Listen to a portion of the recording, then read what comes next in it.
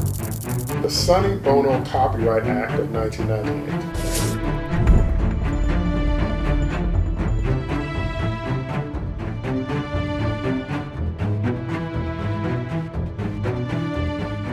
You know the fairy tales, you believe in the magic, but you have never heard the true story. The friendly face of the mouse is a carefully constructed mask, hiding the most ruthless legal empire in modern history. This is not a story about animation. This is a story about a war where the weapon was the law, the battlefield was the United States Congress, and the casualty was creativity itself. Walt Disney's greatest genius was not invention, it was theft.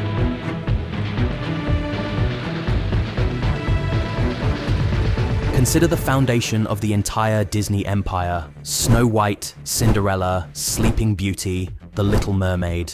Walt Disney did not write these stories. These narratives belonged to the world for centuries, part of a shared cultural commons called the public domain. They were free for any storyteller, any artist to adapt and reinterpret. Disney was a masterful artist who took these free stories and injected them with life, technology, and charm.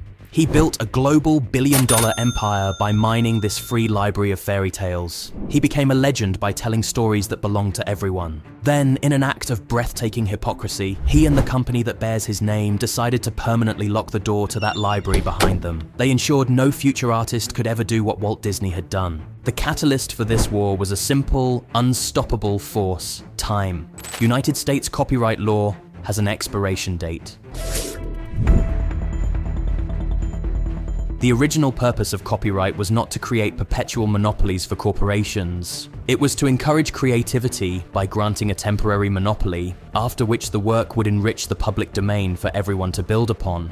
The original Mickey Mouse from the 1928 short film Steamboat Willie was scheduled to enter the public domain on January 1st, 2003. After that date, the mouse would belong to the world. Any filmmaker, any writer, any small business could use that version of the character without asking permission or paying a fee. For Disney, this was not a natural progression, it was an existential threat. Disney's response was not to create new stories, it was to change the rules of the game. The company launched a political offensive of unprecedented scale for a media corporation. It mobilized a powerful lobbying army and spent millions of dollars to convince the United States Congress to alter the fabric of American copyright law. Their goal was simple: move the goalposts. The result was the Copyright Term Extension Act of 1998. The Sonny Bono Copyright Act of 1998.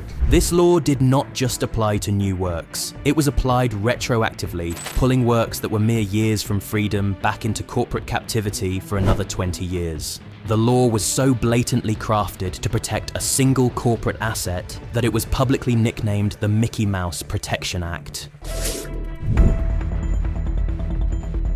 With this single act, Disney did not just save its cartoon mouse, it stole 20 years of culture from the public. Every book, every song, every film created after 1923 that was about to be set free was locked away for another generation. Disney privatized culture that was moments away from belonging to you. Armed with this new, retroactive law, Disney's legal department transformed into an enforcement agency. Their mission was total control, and their targets revealed the terrifying truth of the empire's priorities. They were not just pursuing counterfeiters, they were waging war on their own fans, on children, and on grief itself. In the late 1980s, Disney sued 3 separate daycare centers in Florida for the crime of painting murals of Mickey and Donald Duck on their walls. These paintings were meant to bring joy to children. Disney's lawyers demanded the murals be destroyed and pursued legal fees that forced these small businesses into financial ruin. The message was clear: even the smallest, most innocent use of their property would be met with overwhelming force. The Brutality reached its logical and most shocking conclusion in 2012. A family in Massachusetts was grieving the loss of their 4-year-old son. The boy's greatest hero was Spider-Man, a character owned by Disney through its acquisition of Marvel. To honor his memory, the family had a small, tasteful engraving of Spider-Man placed on his headstone. It was a gesture of love from a broken family.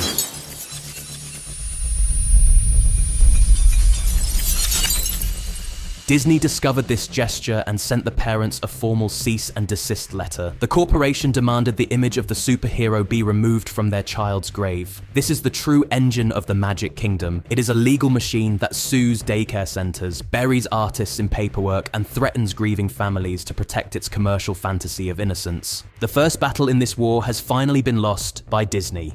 On January 1st, 2024, the original Steamboat Willie version of Mickey Mouse entered the public domain. The door that Disney welded shut for a quarter century has finally creaked open. But the war is far from over. The company still holds vast arsenals of copyrighted material and will fight with immense resources to control the narrative. The question is no longer about what Disney owns. The question is what you are allowed to create.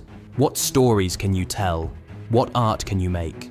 The fight over our collective imagination continues, and most people do not even know they are on the battlefield. This conflict defines the culture we inherit and the legacy we leave for our children. If you believe that imagination should not be a corporate crime, then you must understand the rules of the game. This story is not just about a cartoon character, it is about the future of creativity itself. The stakes could not be higher.